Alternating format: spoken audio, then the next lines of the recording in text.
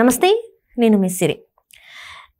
AP ముఖ్యమంత్రి చంద్రబాబు నాయుడు గారి పైన అయితే వైసీపీ పార్టీ నేతలు కొంతమంది ఈడీ సిబిఐ కేసులు పెట్టాలని చెప్పేసి అయితే ట్రై చేస్తున్నారు. కోర్టు అయితే ఇంతవరకు అయితే వాటిని ఎట్లాంటివి తీసుకోలేదు. కాకపోతే వీళ్ళు ఎందుకు ఇంతలా ట్రై చేస్తున్నారు ఏంటి అనేది మనకు వివరించడానికి మనతో పాటు ఉన్నారు ప్రముఖ senior journalist, political analyst C S Rao garu. నమస్కారం సార్. సార్, ఇప్పుడు చూస్తుంటే చంద్రబాబు నాయుడు గారి పైన వైసీపీ నేతలు అయితే ఒక కుట్ర పన్నినని అనిపిస్తుంది. ఎందుకంటే ఈడీ సిబిఐ కేసులు పెట్టారని చెప్పేసి చాలా వరకు ట్రై చేస్తున్నారు, కోర్టుకు కూడా వెళ్తున్నారు అని చెప్పేసి మనకి వార్తలు వస్తున్నాయి.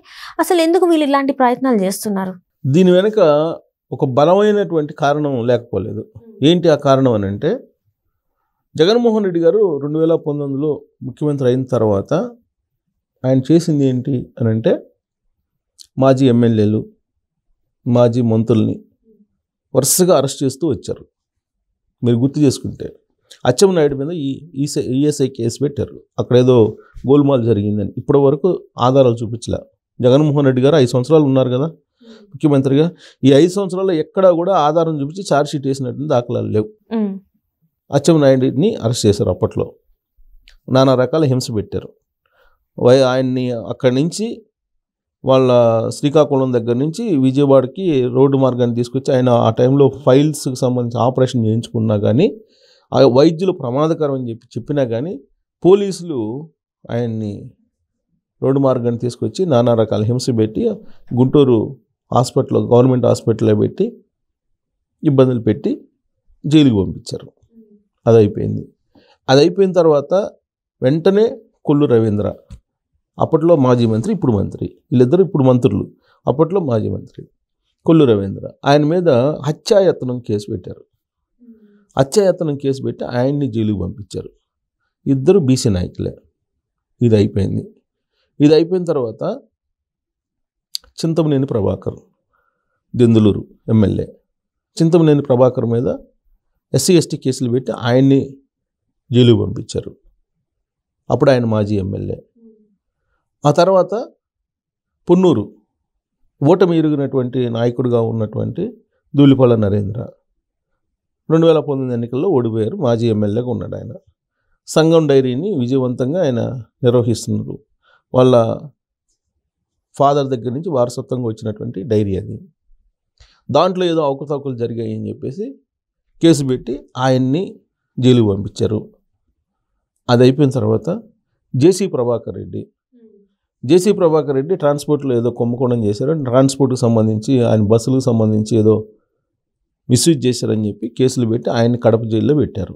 ఇలా తెలుగుదేశం పార్టీకి సంబంధించినటువంటి లీడర్లు, ప్రధానమైనటువంటి లీడర్లు ఎవరైతే ఉన్నారో వాళ్ళందరి మీద కేసులు పెట్టడం, జైలు పంపించడం, లేదా బెండ్ అయినటువంటి వాళ్ళని, లేదంటే కోర్టులుగా మారినటువంటి వాళ్ళని బైపిచ్చేసి వాళ్ళ పక్షాన్ని ఉంచుకోవడం, ఇదే చేశారు జగన్మోహన్ రెడ్డి గారు. దాంతో ఏమైంది, అంతకుముందు వరకు జగన్మోహన్ రెడ్డి 16 నెలలు జైలుకు పోయి వచ్చారు, ఆయన మీద నేరారోపణలు ఉన్నాయి అని చెప్పి పదే తెలుగుదేశం పార్టీ వాళ్ళు చెప్పేవాళ్ళు. అసెంబ్లీ బయట, అసెంబ్లీ లోపల.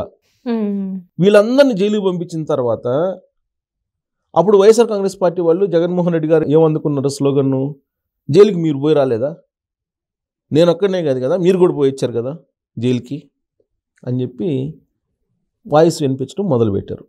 దాంతో జైలుకు పోవటం అనేది ఎవరైనా పోతారు, జగన్మోహన్ రెడ్డి గారు ఏంటి మీరు పోలేదా అంటే తెలుగుదేశం వాళ్ళు కూడా వెళ్ళారు కదా అనేటువంటి ఒక బలమైనటువంటి వాదన సమాజంలో ఆంధ్రప్రదేశ్లో తీసుకెళ్లారు. అంటే జగన్మోహన్ రెడ్డి గారు జైలుకి వెళ్ళి వచ్చారు కాబట్టి, ఈ జైలుకి వెళ్ళి వచ్చినటువంటి అంశాన్ని పదే ప్రజలకు చెప్తున్నారు కాబట్టి ఈ పని చేశారు. నిజంగా వాళ్ళ మీద కేసులు పెట్టి,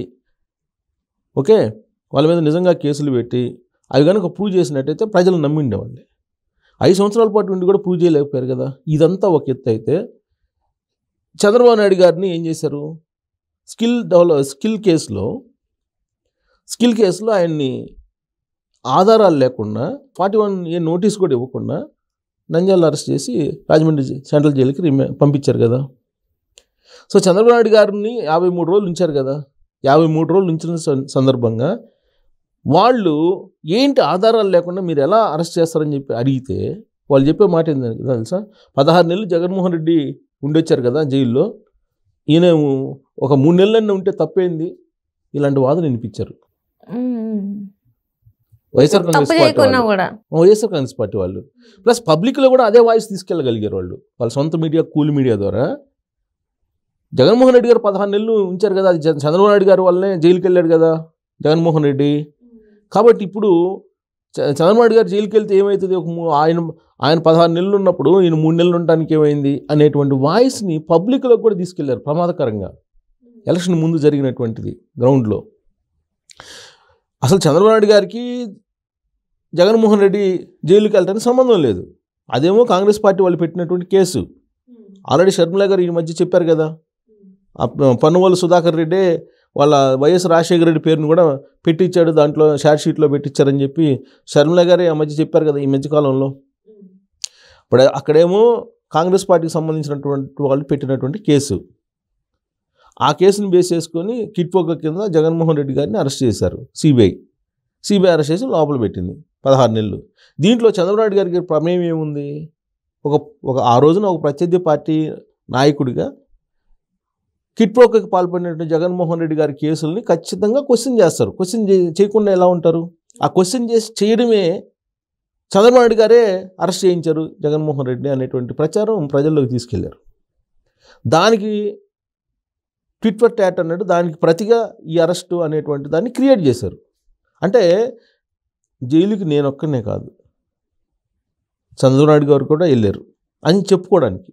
ఇప్పుడు పబ్లిక్లో సమాజంలో ఏమనుకున్నారు, జైలుకి వెళ్ళనటువంటి వాళ్ళు ఎవరు? జగన్మోహన్ రెడ్డి గారు వెళ్ళారు, చంద్రబాబు నాయుడు గారికి వెళ్ళారు. కాకపోతే ఎందుకు వెళ్ళారు అనేది క్వశ్చన్ చేసుకుంటే జగన్మోహన్ రెడ్డి గారి మీదేమో ఆల్రెడీ షార్ట్ షీట్లు ఉన్నాయి, దాదాపు 22-23 కేసులు ఉన్నాయి ఆయన మీద. దానికి సంబంధించి షార్ట్ షీట్లు ఉన్నాయి. 37,000 కోట్ల రూపాయలు కిట్పోకో కింద దోచుకున్నారు అనేటువంటిది సిబిఐ వాళ్ళు షార్ట్ షీట్లో వేశారు. చంద్రబాబు నాయుడు గారి కేసులు తీసుకుంటే ఒక్క ఆధారం అయినా ఉందా? పోనీ షార్ట్ షీట్ వేశారా? షార్ట్ షీట్ లేదు కదా. ఆధారం ఉంటే షార్ట్ షీట్ వేసిండే వాళ్ళే. ఆధారం లేకపోబట్టే కదా షార్ట్ షీట్ వేయలేదు మీరు. సరే, చంద్రబాబు నాయుడు గారిది షార్ట్ షీట్ వేయలేదు, పోనీ మిగతా వాళ్ళు చేశారా? మిగతా ఇంతమందిని అరెస్ట్ చేశారు కదా, నేను ఇందాక లిస్ట్ చెప్పిన వాళ్ళందరినీ. పోనీ వాళ్ళకి సంబంధించిన కేసులు ఏమైనా షార్ట్ షీట్ వేశారా? ప్రూవ్ చేయగలిగారా? ప్రూవ్ చేయడం తర్వాత సంగతి, షార్ట్ షీట్ వేశారా? లేదు కదా. అంటే నిరాధారమైనటువంటి ఆరోపణలతోటి వీళ్ళందరినీ జైల్లో ఎందుకు పెట్టించారంటే అతను జైలుకి వెళ్ళారు కాబట్టి వీళ్ళు కూడా వెళ్ళారు అని చెప్పుకోవాలి. అందరూ జైలుకి వెళ్ళిన వాళ్ళే అనేది చెప్పుకోవాలి. అలాంటి వాయిస్ తీసుకెళ్ళారు ప్రజల్లోకి. ఇది ఒక భాగం. ఇక ఇప్పుడు ఆయన సిబిఐ కేసులు, ఈడీ కేసులను ఎదుర్కొంటున్నారు జగన్మోహన్ రెడ్డి గారు. కాబట్టి ఇప్పుడు చంద్రబాబు నాయుడు గారి మీద కూడా సిబిఐ కేసులు, ఈడీ కేసులు పెట్టించి ఆ సిబిఐ ఈడీ దర్యాప్తుని చంద్రబాబు నాయుడు గారు కూడా ఎదుర్కోవాలి అనేది టార్గెట్ ఇప్పుడు జగన్మోహన్ రెడ్డి గారికి. జైలుకేమో ఆయన వెళ్ళొచ్చారు కాబట్టి వీళ్ళని పంపించారు. ఇప్పుడు విచారణ సిబిఐ ఈడీది కొనసాగుతుంది జగన్మోహన్ రెడ్డి గారి మీద. కాబట్టి వీళ్ళ మీద కూడా చంద్రబాబు నాయుడు గారి మీద కూడా కొనసాగితే ఆయన మీద కూడా కొనసాగుతుంది కదా, ఆయన మీద కూడా ఉన్నాయి కదా, ఆయన మీద కూడా విచారణ ఉంది కదా అనేది చెప్పుకోవాలి ఇప్పుడు సమాజంకి. అందుకని దాదాపుగా 10 సంవత్సరాల నుంచి వీళ్ళు పోరాడుతున్నారు. అంతకుముందు రాజశేఖర రెడ్డి గారు బతుకున్నప్పుడు కూడా చంద్రబాబు నాయుడు గారి మీద ఆయన అనేక సార్లు కోర్టులకు వెళ్ళి విచారణ కోసం పట్టుబట్టారు. దాదాపు 22 హౌస్ కమిటీలు వేశారు, కోర్టు కేసులు వేశారు, అవన్నీ ఉపసంహరించుకున్నారు. అది సాధ్యం కాక, ఎందుకంటే ఆధారాలు ఉండాలి కదా. ఆధారాలు లేవని చెప్పి కోర్టు కొట్టేస్తుంటే ఎప్పటికప్పుడు కాముగా అయిపోయారు రాజశేఖర రెడ్డి గారు. ఆ తర్వాత జగన్మోహన్ రెడ్డి హయాం వచ్చిన తర్వాత, వైఎస్ఆర్ కాంగ్రెస్ పార్టీ వచ్చిన తర్వాత ఆయన మదరు విజయమ్మ ద్వారా ఒక కేసు వేయించారు.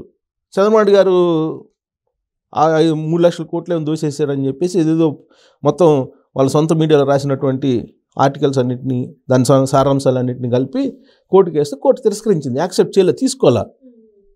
ఆ సందర్భంగా చంద్రబాబు నాయుడు గారు కూడా కోర్టుకు వెళ్ళారు, విచారణ ఆపేయమని చెప్పి కోర్టుకు వెళ్ళారు. సో కాబట్టి ఇది నమ్మశక్యంగా లేదని చెప్పి కోర్టు కూడా తీసుకోవాలా. ఇప్పుడు మళ్ళీ తాజాగా ఏం చేశారు, ఇప్పుడు వీళ్ళు జగన్మోహన్ రెడ్డి ముఖ్యమంత్రిగా ఉన్నప్పుడు skill development case, fiber net case, inner ring road case, assign lands case అమరావతిలోది, ఇవన్నీ ఇన్సైడ్ ట్రేడింగ్ జరిగింది. ఇలా దాదాపు 5-6 కేసులు పెట్టి నానా హంగామా చేశారు. ఇప్పుడు ఆ కేసులన్నింటినీ విచారించాల్సినటువంటి రాష్ట్ర ప్రభుత్వం లేదా ఏపీసీఐడి అప్పట్లో ఉన్నది ప్రూవ్ చేయలేకపోయింది. అసలు నీకు ఇన్నర్ రింగ్ రోడ్డే లేదు. ఇన్నర్ రింగ్ రోడ్ లేనటువంటి ఇన్నర్ రింగ్ రోడ్లో చంద్రబాబు నాయుడు గారు అవతక్కులు పాల్పడ్డారు అని చెప్పి, స్కిల్ కేసులో ఏం లేదు. ఫైబర్ నెట్ కేసులో ఏమీ లేదు. ఏమీ లేనటువంటి కేసుల్లో ఉంది అని చెప్పే ప్రయత్నం చేసి అలసిపోయి ఏపీసీఐడి కాము ఉంది. రైట్. ఇప్పుడు ఏం చేస్తున్నారు తాజాగా తిలక్ అనేటువంటి ఒక వైఎస్ఆర్ కాంగ్రెస్ పార్టీ సానుభూతి పరితోటి వైఎస్ఆర్ కాంగ్రెస్ పార్టీ వాళ్ళు ఏం చేశారంటే ఒక పిటిషన్ వేయించారు హైకోర్టులో. వేసి ఈ కేసులన్నీ ఉన్నాయి కదా, గతంలో జగన్మోహన్ రెడ్డి గారు ముఖ్యమంత్రిగా ఉన్నప్పుడు క్రియేట్ చేసినటువంటి కేసులు ఏవైతే ఉన్నాయో ఈ కేసులన్నింటినీ సిబిఐకి ఈడీకి అప్పజెప్పాలి అనేటువంటిది ఒక పిటిషన్ వేశారు హైకోర్టులో. వేస్తే దాని మీద హైకోర్టు పరిశీలించి 2 నెలలు ఏదో వాయిదా వేసింది. అసలు దీని వెనక కేవలం జగన్మోహన్ రెడ్డి గారు మాత్రమే ఉన్నారా, లేదంటే ఢిల్లీ పెద్దలు కూడా ఉన్నారా చంద్రబాబు నాయుడు గారిని గ్రిప్లో పెట్టుకోవడానికి? ఇప్పుడు చంద్రబాబు నాయుడు గారు ఎన్డీఏలో కీలక భాగస్వామి. చంద్రబాబు నాయుడు గారు కన్ను తెరిస్తే ఢిల్లీ పేట పోతుంది, కదిలిపోతుంది. ఇలాంటి పరిస్థితుల్లో చంద్రబాబు నాయుడు గారిని గ్రిప్లో పెట్టుకోవడానికి జగన్మోహన్ రెడ్డి అనేటువంటి ఒక పావుని ఉపయోగించుకొని బీజేపీ వాళ్ళు ఇలాంటి గేమ్ ఆడుతున్నారా అనేటువంటి అనుమానం కూడా రాజకీయ వర్గాల్లో ఉంది. సో ఆ కేసుకు సంబంధించి ఆల్రెడీ హైకోర్టులో ఉంది, 2 వారాలు వాయిదా వేసింది. ఇప్పుడు హైకోర్టు కనుక డైరెక్షన్ ఇచ్చిందనుకో సిబిఐ ఈడీ విచారణ చేయండి ఆ కేసులకు సంబంధించి అని, అప్పుడు క్రిటికల్ పొజిషన్లో పడేటువంటి అవకాశం ఉంది చంద్రబాబు నాయుడు గారు. రైట్. ఒకటేమో బీజేపీ పెద్దలు కోరుకుంటున్నారా అనేది ఒక అనుమానం. 2 జగన్మోహన్ రెడ్డి గారు ఏంటి తన మీద సిబిఐ ఈడీ విచారణ ఉంది కాబట్టి బాబు గారి మీద కూడా విచారణ ఉంటే కనుక ప్రజల్లో చెప్పుకోవచ్చు అనేది ఈయన వ్యూహం. సో మొత్తం మీద ఏంటంటే చంద్రబాబు నాయుడు గారిని ఏదో రకంగా ఇబ్బంది పెట్టాలి అనేటువంటి ఒక ప్రయత్నం అయితే జగన్మోహన్ రెడ్డి గారు చేస్తున్నట్టు కనిపిస్తుంది. కానీ దాని వెనక బీజేపీ పెద్దలు ఏమైనా ఉన్నారా అనేటువంటి అనుమానాలు అయితే లేకపోలేదు. Right sir, thank you so much. Thank you.